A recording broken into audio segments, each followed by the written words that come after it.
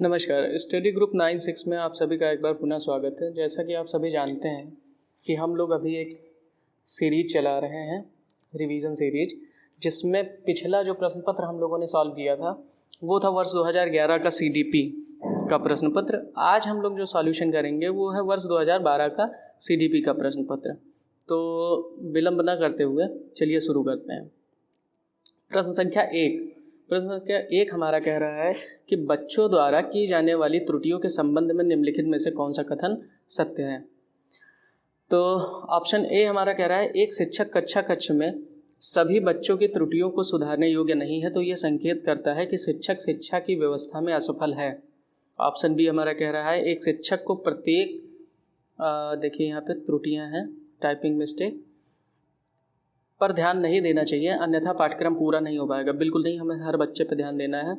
प्रत्येक त्रुटि को सुधारने में बहुत अधिक समय लगेगा तथा एक शिक्षक को थकाने वाला होगा। हम ये बिल्कुल नहीं करेंगे।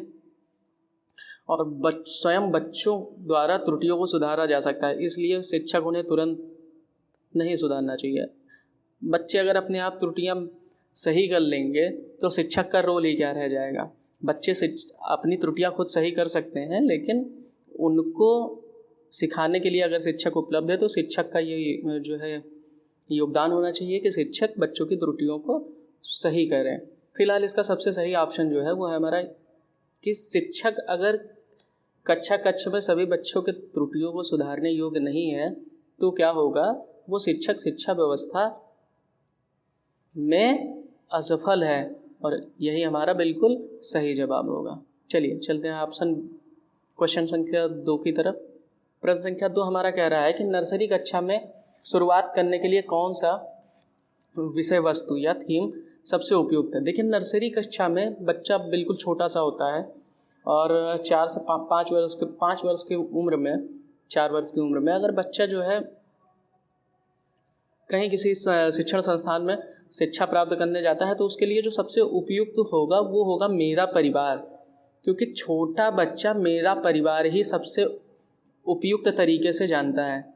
अगर मैं बात करूं जो है यहाँ पे कि मेरा विद्यालय, तो देखिए विद्यालय चूँकि वो नर्सरी में इसलिए अभी प्रथम बार गया है तो विद्यालय से उसका बहुत ज़्यादा सरोकार नहीं रहेगा। मेरा प्रिय मित्र भी मित्रवत संबंध उस उम्र में नहीं होते हैं, वो बाल्यावस्था में आपके ज़्यादा जाके और किशोरावस्था में प्रगाढ़ हो जाते हैं। मेरा पास पड़ोस, छोटा बच्चा है, पास पड़ोस से उसको बहुत ज़्यादा मतलब नहीं होगा, वो क्या करेगा, सब कुछ अपना परिवार को ही समझेगा। इसलिए बच्चे के परिवार से जोड़कर ही उसकी शिक्षा प्रारंभ करें तो ज़्यादा उपयुक्त रहेगा। अब चलिए चलते हैं प्रश्न संख्या 3 की तरफ। प्रश्न संख्या 3 हमारा कह रहा है, प्राथमिक कक्षा में सकारात्मक वातावरण निर्मित करने के लिए एक शिक्षक को अगर वाक्य पूरा करें तो होगा कि क्या करना चाहिए या क्या नहीं करना चाहिए। चलिए, ऑप्शन ए हमारा कह रहा है कि विभेद नहीं करना चाहिए और प्रत्येक बच्चे के लिए समान लक्ष्य सुनिश्चित करने चाहिए। बिल्कुल पॉजिटिव आंसर ये दिख रहा है, ठीक है। दूसरा हमारा कह रहा है, समूह गतिविधियों के दौरान समाज मिति के आधार पर, अब शब्द देखिए यहाँ समाज मिति के आधार पर उन्हें अपना समूह बनाने की अनुमति देनी चाहिए। बिल्कुल गलत, ये तो हमें करना ही नहीं है, डिस्क्रिमिनेशन। ऑप्शन सी हमारा कह रहा है, सकारात्मक अंत वाली कहानियाँ सुनानी चाहिए। हाँ, ये बिल्कुल कुछ हद तक सही है, लेकिन प्रश्न के साथ ये हमारा सहयोग नहीं करेगा उत्तर। अगला है, सुबह प्रत्येक बच्चे का अभिवादन करना चाहिए। सुबह प्रत्येक बच्चे का अभिवादन करना भी उपयुक्त आंसर हमारे लिए नहीं है, इसलिए जो सबसे उपयुक्त आंसर होगा वो कौन सा होगा, वो होगा विभेद नहीं करना चाहिए, सभी बच्चों के लिए समान लक्ष्य सुनिश्चित करने चाहिए, है ना। हम बच्चों के साथ विभेद नहीं कर सकते हैं, क्योंकि प्रत्येक बच्चा अपने आप में जो है बहुत ही गुणवान होता है और हर सभी की जो क्षमताएं हैं वो अलग अलग होती हैं। इसलिए हर बच्चे के लिए जो है हमें समान लक्ष्य सुनिश्चित करने चाहिए, जिससे बच्चे की ग्रोथ को हम सुनिश्चित कर पाएँ या उनका मेजरमेंट कर पाएँ। चलिए, क्वेश्चन संख्या 4 हमारा कह रहा है, एक बच्चा जो डैश से ग्रस्त है वो सा को वास और न्यूक्लियर को अनक्लियर पढ़ रहा है, ये क्या है। अब देखिए ध्यान से, जब हमको पढ़ने संबंधी विकार अगर पूछे तो पढ़ने संबंधी विकार जो होती है वो होता है डिसलेक्सिया। वो क्या होता है, डिसलेक्सिया हमारा पढ़ने संबंधी विकार होता है। इसलिए बिल्कुल याद रखें कि डिसलेक्सिया क्या है, पढ़ने संबंधी विकार। और इसी तरीके से आता है डिस्ग्राफिया। डिस्ग्राफिया, तो जो डिस्ग्राफिया हमारा होता है, डिस्ग्राफिया हमारे होता है लिखने संबंधी। देखिए डिस्ग्राफिया में हमारा आ जाता है डिस्ग्राफिया, और जैसे ही डिस्ग्राफिया आता है तो डिस्ग्राफिया हमारा लिखने संबंधी विकार के लिए होता है। ठीक है, तो इस क्वेश्चन का सही ऑप्शन होगा ऑप्शन ए। शब्द जबलिंग विकार बिल्कुल नहीं, डिसलेक्समिया बिल्कुल नहीं, डिस्मॉर्फिमिया बिल्कुल नहीं। चलिए चलते हैं क्वेश्चन संख्या 5 की तरफ। क्वेश्चन संख्या 5 हमारा कह रहा है निम्नलिखित में से कौन सी विशेषता समस्या समाधान उपागम, ध्यान से पढ़िए, समस्या समाधान उपागम का विशेष चिन्ह है। इसमें देखिए ऑप्शन ए हमारा कह रहा है कि समस्या जो होती है वो मौलिक होती है। ऑप्शन बी कह रहा है सही उत्तर प्राप्त करने का सामान्यतः एक उपागम होता है। ऑप्शन सी हमारा कह रहा है समस्या केवल एक सिद्धांत या प्रकरण पर आधारित होता है। और ऑप्शन डी हमारा कह रहा है समस्या कथन में संकेत अंतर्निहित रूप से दिया होता है। अब ध्यान से समझिए कि कौन सी विशेषता समस्या समाधान उपागम का विशेष चिन्ह है। देखिए समस्या समाधान, जब भी हम किसी से किसी तरीके का, मान लीजिए बच्चा ही है आपका और बच्चे को आप कोई प्रॉब्लम दे रहे हैं, प्रॉब्लम सॉल्विंग, तो उसमें कुछ स्पेशल साइंस आप करेंगे। वो स्पेशल साइंस हमारे जो सिंबल्स होंगे या कुछ विशेष चिन्ह जो होंगे वो क्या होंगे, वो होगा समस्या कथन में संकेत अंतर्निहित रूप से दिया होता है। जो भी संकेत होंगे हम क्या करेंगे, उसको समस्या के अंदर ही डाल देंगे जिससे बच्चे को सॉल्यूशन करने में आसानी रहे। समस्या मौलिक होती है, ये इसके कोई भी ऑप्शन सही नहीं है। Option D is the right answer. पढ़ते हैं क्वेश्चन संख्या 6 की तरफ। प्रश्न संख्या 6 हमारा कह रहा है प्रतिभाशाली विद्यार्थी है। अब ध्यान से देखिए, प्रतिभाशाली विद्यार्थी शिक्षकों से स्वतंत्र होते हैं, बिल्कुल गलत। शिक्षक से स्वतंत्र होना प्रतिभाशाली विद्यार्थी के लक्षण नहीं है। स्वभाव में अंतर्मुखी होते हैं, बिल्कुल नहीं। ठीक है, स्वभाव में, क्योंकि बच्चे दोनों हो सकते हैं, अंतर्मुखी और बहिर्मुखी, इंट्रोवर्ट और एक्सट्रोवर्ट। ऑप्शन सी हमारा कह रहा है अपनी आवश्यकताओं को दृढ़ता पूर्वक नहीं कह पाते। प्रतिभाशाली बच्चे जो होंगे वो बिल्कुल अपनी जो है आवश्यकताओं को शिक्षक के सामने रखेंगे। अपने निर्णयों पर आत्मनिर्भर होते हैं। देखिए प्रतिभाशाली छात्र जो होगा वो हमेशा ही अपना जो भी डिसीजन लेगा उसमें क्या करेगा, वो सेल्फ रिलायबल रहेगा, सेल्फ डिपेंडेंट रहेगा। वो अपना निर्णय खुद लेगा और अपने निर्णय पर निर्भर रहेगा। ठीक है ना। चलिए बढ़ते हैं अगले प्रश्न की ओर। अब हम देखते रहिए कि जो हम लोग प्रश्न का सॉल्यूशन कर रहे हैं वो तेज़ी से इसलिए चल रहे हैं क्योंकि ये सारा हमारा रिवीजन सीरीज़ है। ठीक है, तो अगर पढ़ाई हमारी चल रही होती तो एक एक ऑप्शन को हम लोग डिस्कस भी कर सकते थे। देखिए जो जितना ज़रूरत है, जितनी आवश्यकता है, उतना हम लोग डिस्कशन भी करते हुए चल रहे हैं, किंतु बहुत छोटे से सवाल पे बहुत ज़्यादा समय देना भी उपयुक्त नहीं है। अब बात करते हैं क्वेश्चन संख्या 7 की तरफ। क्वेश्चन संख्या 7 हमारा कह रहा है चिंतन के सूचना प्रक्रमण सिद्धांत में निम्नलिखित चढ़ाते हैं, क्या चढ़ाते हैं? प्रतिक्रिया क्रियान्वयन, प्रतिक्रिया चयन, श्रेणीकरण या पूर्व प्रक्रमण। ठीक है ना। अब देखिए ध्यान से, इसको हमको क्रमबद्ध तरीके से लगाना है। किस तरीके से हमारा क्रमबद्ध तरीका होगा, ध्यान से देखिए। अब जब भी हम कोई भी चिंतन या सूचना के प्रक्रमण सिद्धांत जब हम देखते हैं तो उसको कैसे हम करते हैं, सबसे पहले हम पूर्व प्रक्रमण करते हैं। क्या करते हैं? पूर्व प्रक्रमण। तो ये हमारा बनेगा पहला। फिर उसके बाद हम क्या करेंगे, श्रेणीकरण करेंगे। ठीक है ना, जो भी बनाया है उसको एक क्रमागत अनुसार रखेंगे, यानी एक श्रेणी तैयार करेंगे। उसके बाद हम करेंगे प्रतिक्रिया का चयन कि हमारा कैसा उसका रिएक्शन आ रहा है। ठीक है ना। और सबसे लास्ट में हमारा होगा प्रतिक्रिया क्रियान्वयन। अब जिस तरीके से हम लोगों ने प्रतिक्रिया यानी रिएक्शन को रिसीव किया है या उसका चयन किया है, चुनाव किया है, तो उसके बाद हम उस पर क्रियान्वयन यानी उस पर क्रिया करेंगे कि किस प्रकार की क्रिया करनी है। अब देखिए हमारा 1 2 3 4 रिवर्स ऑर्डर में चल रहा है, यानी DCBA। Option 4 is the right answer. Okay, चलिए बढ़ते हैं क्वेश्चन संख्या 8 की तरफ। प्रश्न संख्या 8 हमारा कह रहा है कि सीखने संबंधी निर्योग्यताएं सामान्यतः कहाँ पाई जाती हैं। ठीक है, चलिए, औसत से श्रेष्ठ बुद्धि लब्धि वाले बच्चों में पाई जाती है। क्या ये उपयुक्त आंसर लग रहा है? औसत से श्रेष्ठ बुद्धि वाले लब्धि वाले बच्चों में पाई जाती हैं? नहीं, बिल्कुल नहीं। सीखने की जो निर्योग्यता है वो, आगे बढ़ते हैं और ऑप्शन देख लेते हैं फिर। लड़कियों की तुलना में अधिकतर लड़कों में पाई जाती है? बिल्कुल नहीं। ये तो आप तुरंत जो है पक्षपात और लिंग भेद कर रहे हैं, ये तो हमें करना ही नहीं है। ऑप्शन ए भी अभी तक हमें नकारात्मक ही नज़र आ रहा है। ऑप्शन सी हमारा कह रहा है अधिकतर उन बच्चों में पाई जाती है जो शहरी क्षेत्रों में की अपेक्षा ग्रामीण क्षेत्रों से संबंध रखते हैं। बिल्कुल नहीं, डिस्क्रिमिनेशन नहीं कर सकते हैं, शहरी और गाँव बिल्कुल नहीं कर सकते। हमें हर बच्चा समान है, चाहे वो शहर का हो और चाहे गाँव का हो। उन बच्चों में पाई जाती है जो विशेषता जिनके पैतृक अभिभावक इस प्रकार की समस्याओं से ग्रसित होते हैं। बिल्कुल जेनेटिक। हम देखिए, जब भी सीखने संबंधी जो निर्योग्यताएं होती हैं वो वंशानुगत चलती हैं। कैसे चलती हैं? वंशानुगत। अब वंशानुगत यानी जेनेटिक होती हैं, और ये जो जेनेटिक होती हैं, जेनेटिक होने की वजह से ये कैसी चलेंगी? एक वंश से दूसरे वंश की तरफ चलेंगी। तो सीखने संबंधी निर्योग्यता अगर किसी बच्चे में है तो वो सामान्यतः कहाँ से आती है? वंशानुगत आती है। इसलिए option D is the right answer. चलिए बढ़ते हैं क्वेश्चन संख्या 9 की तरफ। प्रश्न संख्या 9 देखिए, एक स्टेटमेंट है जिसमें कह रहा है कि मोनिका जो गणित की शिक्षिका है, मोनिका कौन है? गणित की शिक्षिका है। राधिका से प्रश्न पूछती है कि राधिका से कोई उत्तर न मिलने पर वो तुरंत मोहन से दूसरा प्रश्न पूछती है। अब जैसे ही राधिका से उससे उत्तर नहीं मिला, उसने किससे पूछा? मोहन से पूछा। जब उसे महसूस होता है कि मोहन उत्तर बताने में संघर्ष कर रहा है, मोहन क्या कर रहा है? संघर्ष कर रहा है, तो वह अपने प्रश्न के शब्दों को बदल देती है। क्या कर रही है? प्रश्न के शब्दों को बदल दे रही है। तो मोनिका की यह प्रवृत्ति क्या दर्शाती है? बताइए।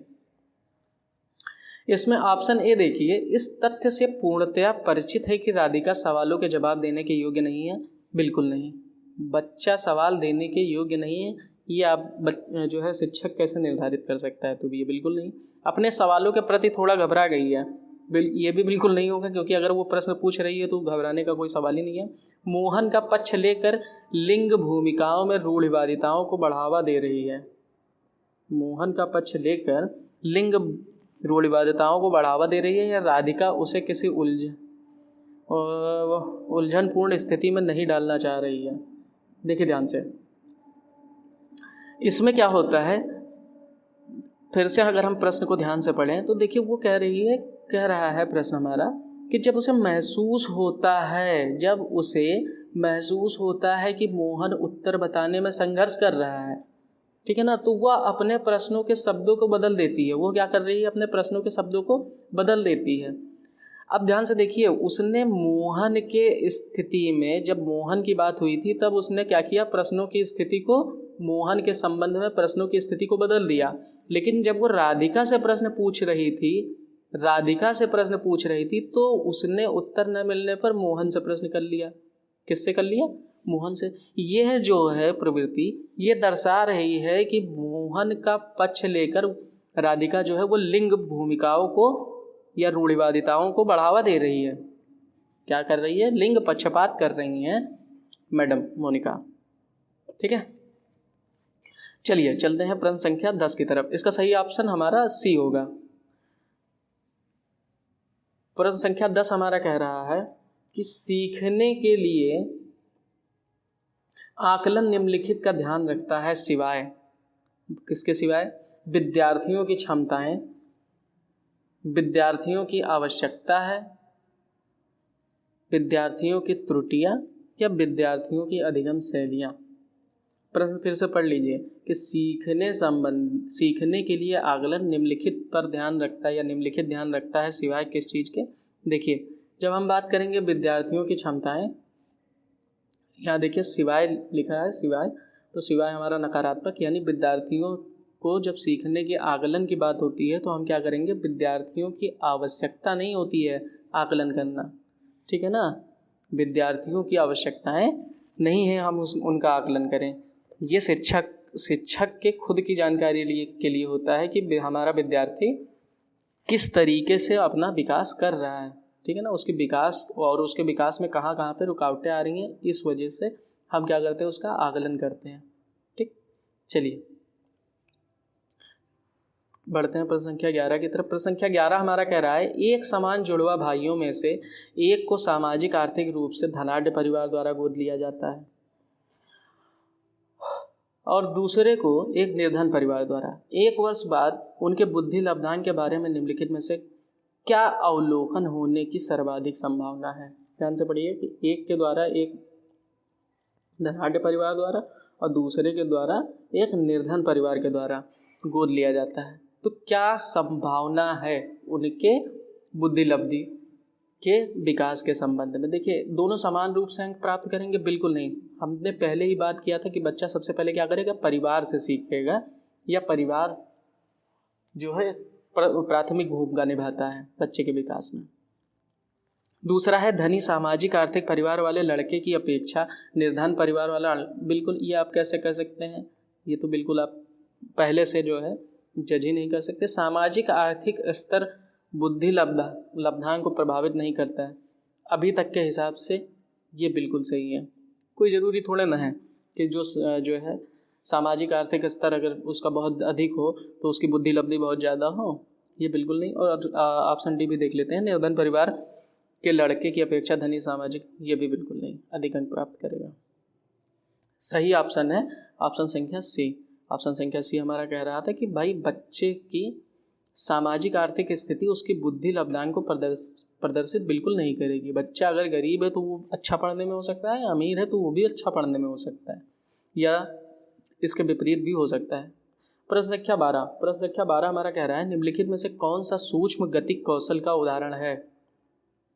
देखिए, सूक्ष्म गतिक कौशल की बात हो रही है, तो सूक्ष्म गतिक कौशल हमारा क्या होता है, दौड़ना नहीं। सूक्ष्म गतिक कौशल हमारा होता है लिखना। इसका सही जवाब है लिखना। सबसे सूक्ष्म गतिक कौशल हमारा होता है लिखना, क्योंकि ये शारीरिक क्रियाओं में से एक होती है जिसमें दौड़ना, चढ़ना, फुदकना ये सब आते हैं, लेकिन सूक्ष्म के अंतर्गत नहीं आते हैं। ठीक है ना, तो सबसे सही उत्तर हमारा क्या होगा, लिखना। ये सब है गतिक कौशल। गतिक कौशल ये भी है, गतिक कौशल ये भी है, गतिक कौशल ये भी है, लेकिन सूक्ष्म की श्रेणी में कौन आएगा, लिखना।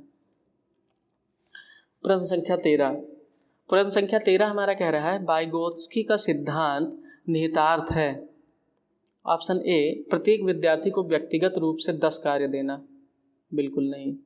प्रारंभिक व्याख्या के बाद कठिन सवालों को हल करने में बच्चे की सहायता न करना, ना भाई, नकारात्मक सवाल तो हमें जवाब देना ही नहीं है। बच्चा जो है, बच्चा नहीं है, बच्चा समझ लीजिए, बच्चे को हम सिखा रहे हैं, इस वजह से बच्चे को कभी भी नकारात्मक दृष्टि से तो आप देख ही नहीं सकते हैं।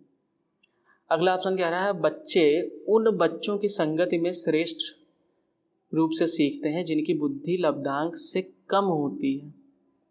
और ऑप्शन डी हमारा कह रहा है सहयोगात्मक समस्या समाधान। देखिए, वाइगोत्स्की महोदय ने कहा था, ये भी जो है बिल्कुल नकारात्मक आंसर है, तो ये भी नहीं होगा। देखिए, वाइगोत्स्की महोदय ने कहा था कि सहयोगात्मक समस्या समाधान, यानी बच्चा जो है वो समाज में रह के ही विकास कर सकता है, तो एक दूसरे के सहयोग से ही बच्चा क्या करेगा, अच्छे तरीके से सीखेगा, समाज में रहकर ही अच्छे तरीके से सीखेगा। इसलिए सहयोगात्मक समस्या समाधान इसका सही जवाब होगा। चलिए बढ़ते हैं अगला प्रश्न 14 है हमारा, किशोर डैश का अनुभव कर सकते हैं, दुश्चिंता एवं स्वयं से सरोकार का अनुभव कर सकते हैं, बचपन में किए गए अपराधों के प्रति डर का भाव का अनुभव कर सकते हैं, आत्मसिद्धि के भाव का, या जीवन के बारे में परितृप्त का भाव। देखिए, किशोरावस्था में है तो परितृप्त का भाव तो उसके अंदर रहेगा नहीं, आत्मसिद्धि का भाव बहुत ही जो है रेयर है, और ये भी नहीं रहेगा। बचपन में किए गए अपराधों के प्रति डर, जब किशोर होगा तो बच्चा डरता है कि बिल्कुल, उस समय तो उड़ान का जो है उड़ान करने की उम्र होती है किशोरावस्था, ठीक है ना। तो दुश्चिंता एवं स्वयं से सरोकार, इसका अनुभव कर सकते हैं बच्चे किशोरावस्था में, ठीक है। सही ऑप्शन क्या होगा, option A is the right answer. बढ़ते हैं क्वेश्चन संख्या 15 की ओर। शारीरिक रूप से सक्षम बच्चों को सामान्यता होता है, ठीक है ना।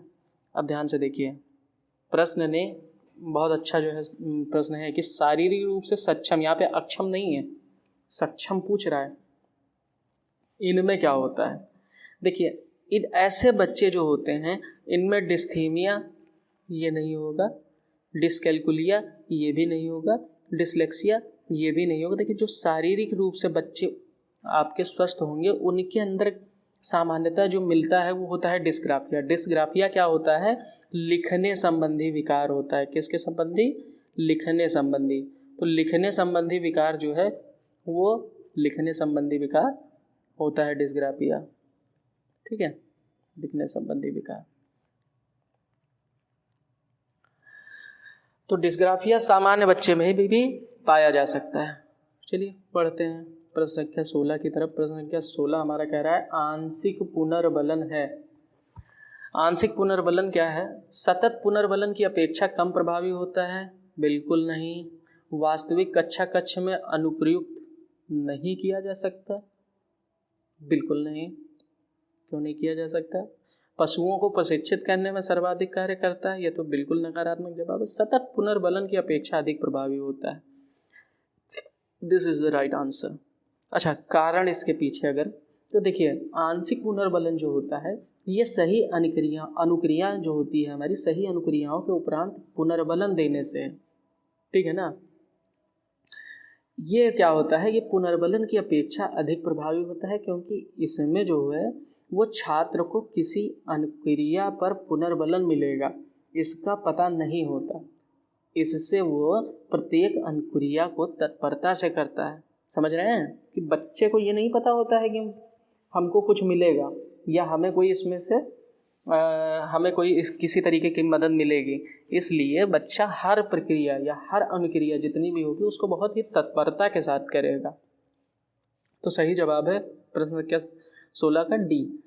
अब प्रश्न संख्या 17 हम चलते हैं। एक सशक्त विद्यालय अपने शिक्षकों में निम्नलिखित योग्यताओं में से किसे सर्वाधिक बढ़ावा देगा। ध्यान से देखिए, सशक्त विद्यालय अनुशासित स्वभाव को, प्रतिस्पर्धात्मक अभिवृत्ति को, परीक्षण करने की प्रवृत्ति को या स्मृति को।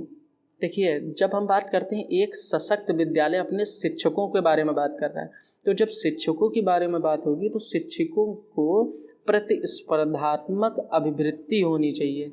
शिक्षकों के बीच में क्या होनी चाहिए, प्रतिस्पर्धात्मक अभिवृत्ति, ये सबसे उपयोगी है, ठीक है, क्योंकि एक सशक्त विद्यालय अपने शिक्षकों में प्रतिस्पर्धात्मक अभिवृत्ति को हमेशा बढ़ावा देगा। अनुशासित स्वभाव, हाँ ये तो होना ही चाहिए। परीक्षण करने की प्रवृत्ति ये भी होनी चाहिए, स्मृति भी अच्छी होनी चाहिए, लेकिन इन सब में सबसे उपयुक्त आंसर क्या है, प्रतिस्पर्धात्मक अभिवृत्ति। देखिए प्रश्न कभी कभी ऐसे भी आते हैं जिसमें आपको सारे ऑप्शन सही लगेंगे, इसलिए हमें उनमें से उपयुक्त जो उस प्रश्न के लिए सबसे उपयुक्त हो ऐसा ऑप्शन चुनना होता है। चलिए बढ़ते हैं अगला प्रश्न, प्रश्न संख्या 18। प्रश्न संख्या 18 हमारा कह रहा है निम्नलिखित में से अंतः विषय अनुदेशन का सर्वोत्कृष्ट लाभ यह है कि पाठ योजना बनाने और गतिविधियों में शिक्षकों को अधिक लचीलेपन की अनुमति होती है। ऑप्शन बी, विद्यार्थी को सीखे गए ज्ञान को बहुत संदर्भों में अनुप्रयोग करने और सामान्यकृत करने का अवसर होता है। सामान्यकृत, देखिए ये गलत लिखा है, सामान्यकृत होगा, सामान्यकृत, ठीक है, यहाँ पे गलत लिखा है सामान्यकृत, ठीक है। सामान्यकृत करने का अवसर यानी जनरलाइजेशन के अवसर दिए जाते हैं। प्रकरणों की विविधता जिन्हें परंपरागत पाठ्यचर्या में संबोधित किए जाने की आवश्यकता है, शिक्षकों के अभिभूत होने की आवश्यकता या संभावना बहुत कम होती है। ऑप्शन डी हमारा कह रहा है विद्यार्थियों में विभिन्न विषयों क्षेत्रों के विशेष प्रकरणों के प्रति नापसंदगी विकसित होने की संभावना कम होती है। देखिए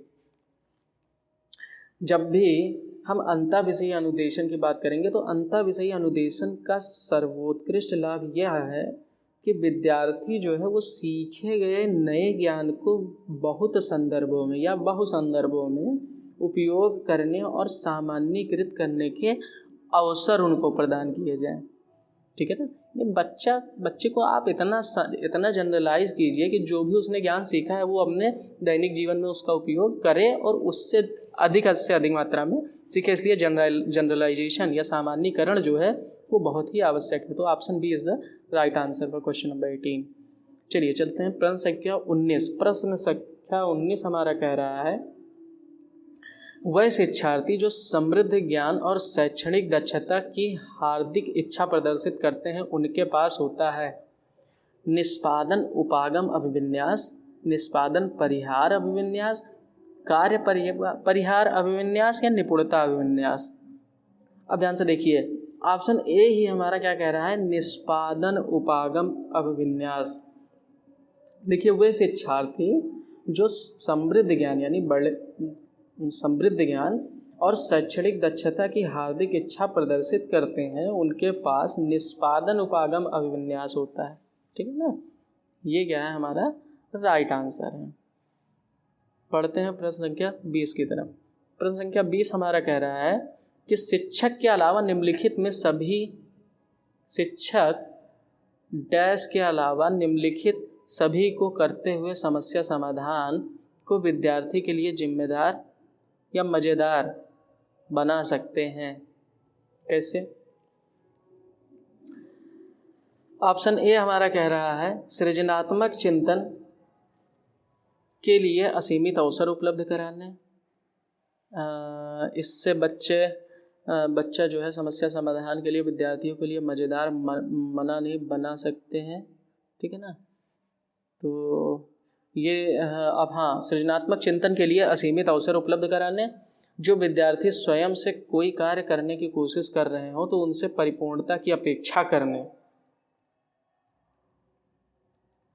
ठीक है, और मुक्त अंता वाली सामग्री उपलब्ध कराने, मुक्त खेल के लिए समय देने। अब देखिए, प्रश्न अगर आप ध्यान से पढ़ेंगे तो प्रश्न में पहले ही हमारा नकारात्मक भाव उत्पन्न हुआ है कि अलावा यानी डैश के अलावा, किसके अलावा मज़ेदार। तो देखिए, जब सृजनात्मक होगा तो बच्चे को बिल्कुल मज़ा आएगा। ठीक है ना। मुक्त अंत वाली सामग्री यानी हम कुछ ऐसा खेल लें जिसका एंड अगर बच्चे को नहीं बताएंगे तो बच्चा उसका सॉल्यूशन ढूंढने का या हल ढूंढने का प्रयास करेगा। मुक्त खेल के लिए समय देना, ये भी बिल्कुल सही है। इसलिए इसका जो सही ऑप्शन होगा वो क्या होगा, ऑप्शन बी। जो विद्यार्थी स्वयं से कोई कार्य करने की कोशिश कर रहे हैं उनसे परिपूर्णता की अपेक्षा। भाई, बच्चा है, अगर खुद से प्रयास कर रहा है और आप सोच रहे हैं कि बिल्कुल वो परिपूर्ण रहे, तो यह क्या संभव है? ये उसके साथ बिल्कुल ही उचित नहीं होगा। चलिए बढ़ते हैं प्रश्न संख्या 21 की तरफ। बस कुछ ही प्रश्न बचे हैं। भाषा में अर्थ की सबसे छोटी इकाई है। भाषा में अर्थ की सबसे छोटी इकाई है। देखिए, स्वनिम जो होता है, ऑप्शन संख्या बी स्वनिम। स्वनिम क्या होता है? स्वनिम बोलचाल की भाषा के उच्चरित रूप की वह न्यूनतम विशेषता होती है जिसके द्वारा जो बात कही गई होती है उसके कही गई बात तथा अन्य बात में अंतर स्पष्ट किया जाता है। समझ गए? इसीलिए जो स्वनिम होती है ये भाषा या बोली में समान स्वनों का समूह होता है जिसके वितरण का एक ढांचा होता है। भाषा की सबसे छोटी इकाई क्या होगी? स्वनिम। इससे क्या होगा कि हम शब्दों या अर्थ के मध्य में क्या कर पाएंगे? अंतर, विभेद स्थापित कर पाएंगे। ठीक है, तो स्वनिम is the right answer. Option B is the right answer. चलिए बढ़ते हैं क्वेश्चन संख्या 22 की तरफ। प्रश्न 22 हमारा कह रहा है कि बहुबुद्धि सिद्धांत निम्नलिखित निहितार्थ देता है सिवाय। अब देखिए, पहले उसने कहा है सिवाय, किस चीज़ के अलावा? देखिए, विविध तरीकों से सीखने का आकलन किया जा सकता है। बहुबुद्धि सिद्धांत बिल्कुल सही कहता है। संवेगात्मक बुद्धि लब्धि से संबंधित नहीं है। संवेगात्मक बुद्धि लब्धि से संबंधित नहीं है, ये भी बिल्कुल सही है। ऑप्शन सी हमारा कह रहा है बुद्धि प्रक्रमण संक्रियाओं का एक विशिष्ट समुच्चय समाधान के लिए किया जाता है। बुद्धि प्रक्रमण संक्रियाओं का एक विशिष्ट समुच्चय समाधान के लिए किया जाता है। बिल्कुल गलत। आप विशिष्ट समुच्चय समाधान के लिए नहीं करेंगे। ऑप्शन सी हमारा कह रहा है कि विषयों को विभिन्न तरीकों से प्रस्तुत किया जा सकता है। बिल्कुल किया जा सकता है। इसलिए ये एक नकारात्मक ऑप्शन है और हमको नकारात्मक ही आंसर ढूंढना था। नेगेटिव के लिए नेगेटिव। ठीक है, बढ़ते हैं, इसका सही उत्तर होगा ऑप्शन सी। चलते हैं प्रश्न संख्या 23। प्रश्न संख्या 23 हमारा कह रहा है निम्नलिखित में से कौन सा सीखने के लिए अधिकतम रूप से अभिप्रेरित करता है? बताइए सबसे ज्यादा क्या करेगा? ऑप्शन ए है असफलता से बचने के लिए अभिप्रेरणा। ये क्या सबसे ज्यादा अभिप्रेरित करेगा? बिल्कुल नहीं। ऑप्शन बी है बहुत सरल या कठिन लक्ष्यों का चयन करने की प्रवृत्ति।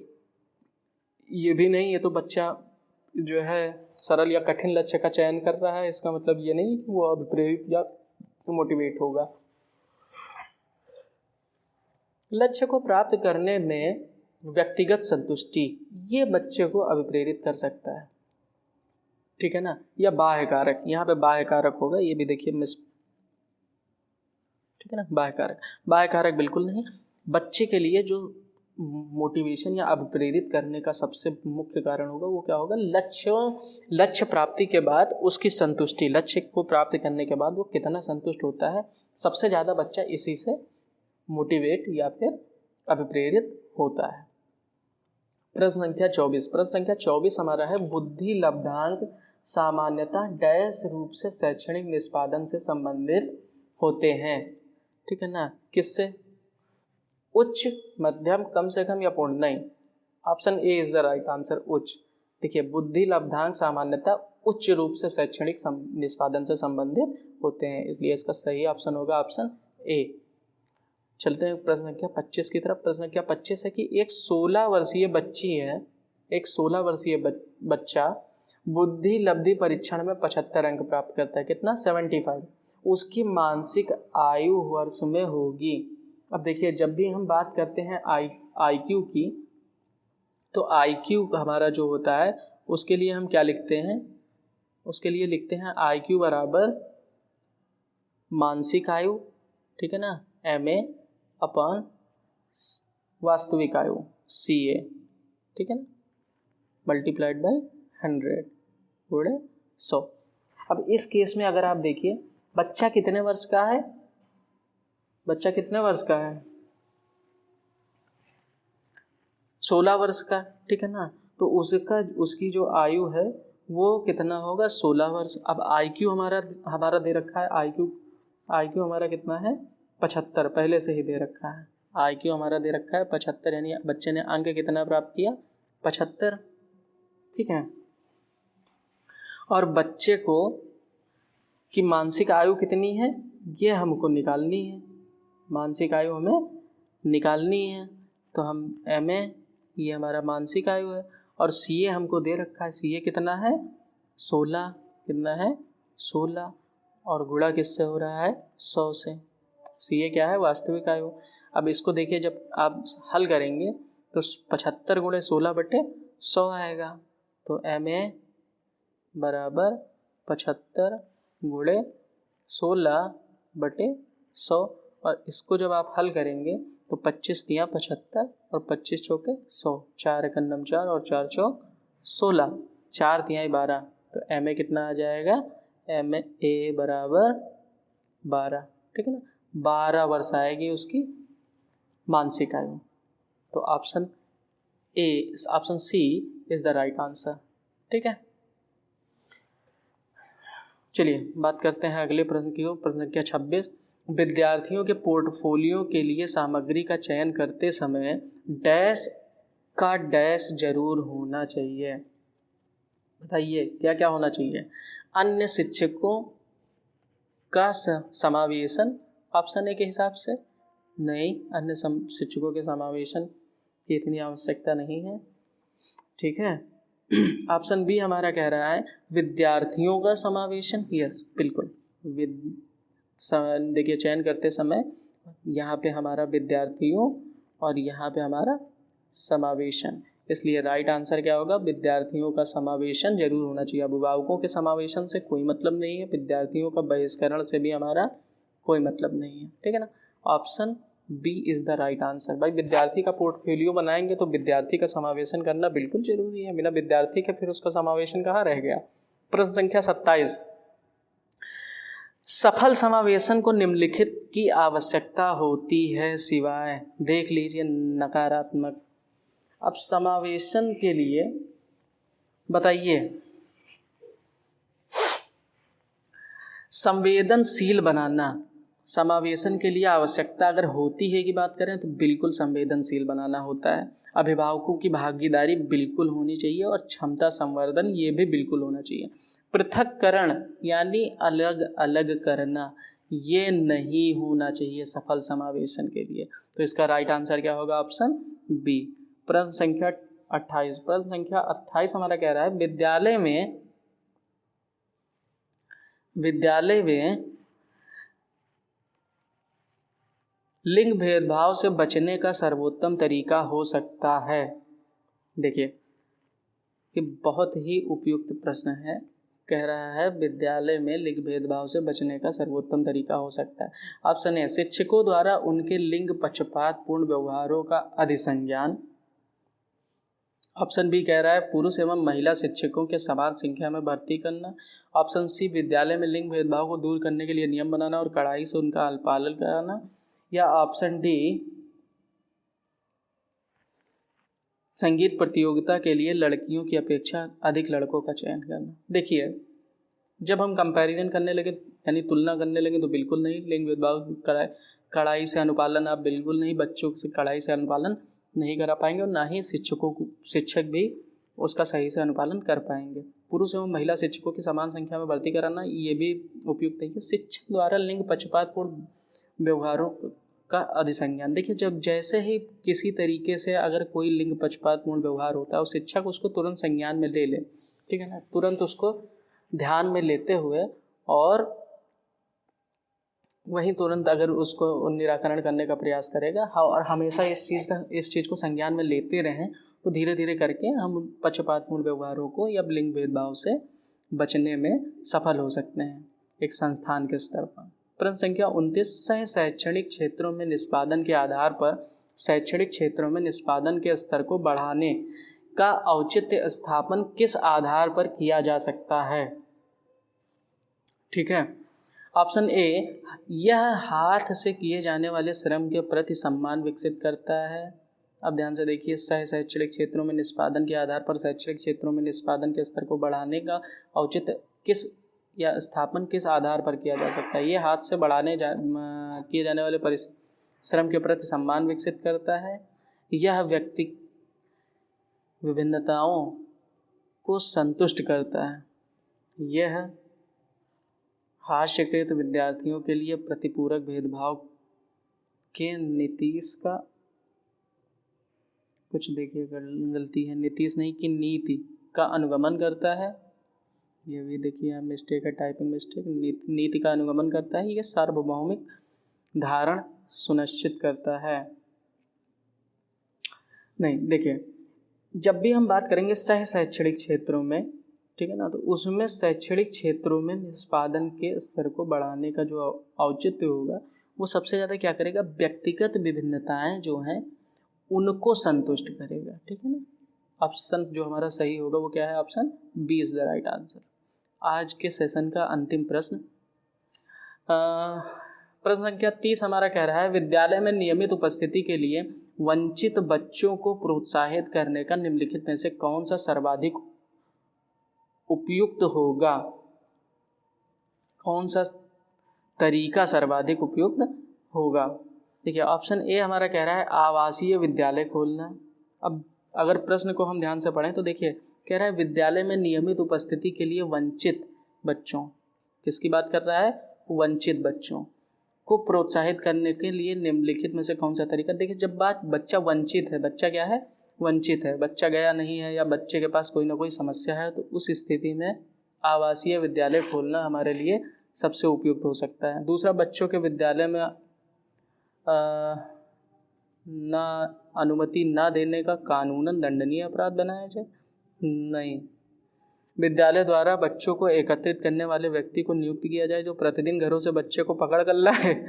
बिल्कुल नहीं। बच्चों को आकर्षित करने के लिए प्रतिदिन 5 रुपया देना, घूस? नहीं, ये तो बिल्कुल नहीं। आप ना ही उसको जो है आप लालच नहीं दे सकते हैं, लालच देके आप बच्चे के अंदर प्रेरणा जागृत नहीं कर सकते हैं। इसलिए इसका सही जो सबसे उपयुक्त आंसर होगा वो होगा option A is the right answer.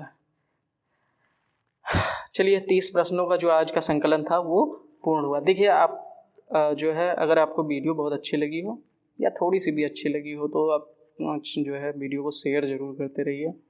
मैंने पूरी वीडियो ख़त्म होने के बाद भी आपसे एक बार भी नहीं कहा कि वीडियो को लाइक करें, शेयर करें, सब्सक्राइब करें। अगर आपको अच्छा लगे तो बिल्कुल सब्सक्राइब कीजिए और अगर अच्छा लगे तो बिल्कुल शेयर भी करते रहिए। हाँ, कभी कभी देखिए अभी जो है कुछ कमियां आपको नज़र आ रही हैं, धीरे धीरे हम उनको भी दूर करने का प्रयास करेंगे। जैसे टाइपिंग एरर कई सारे आपको मिले होंगे और बस ये है कि नित्य प्रतिदिन आपको नई नई वीडियोस मिलती रहेंगी।